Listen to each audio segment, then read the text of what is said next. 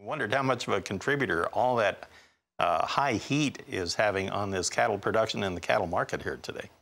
Well, it certainly could be playing a role in some of the momentum that we're seeing here in the early morning trade. We got off to a heck of a start, rallying significantly, coming off those highs a little bit, but I think a lot of this is technical.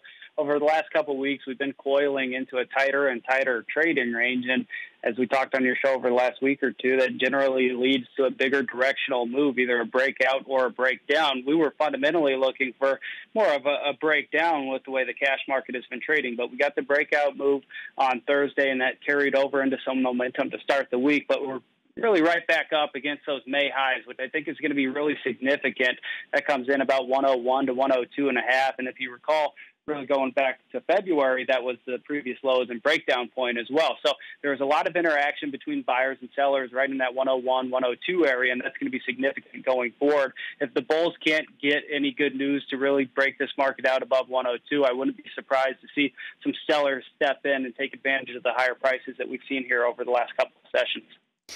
We were taking a look at this hog market here earlier on a chart, and as you take a look at that, it's just been trolling around so close to contract lows for so long now, and it just keeps making new contract lows. What do you think it's going to take to make it break away from that?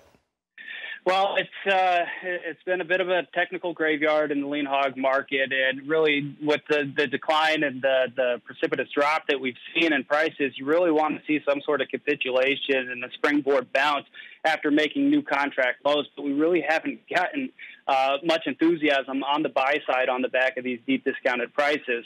There is a gap up near 50.5.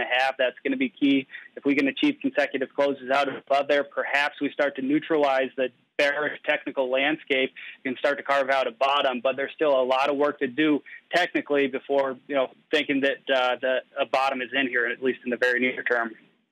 Okay, Oliver, thank you for helping us make sense out of the markets here early on a Monday. A lot going on, and I appreciate the help. Oliver Sloup of Blue Line Futures in Chicago joining us with a look at our markets getting toward the mid-session here.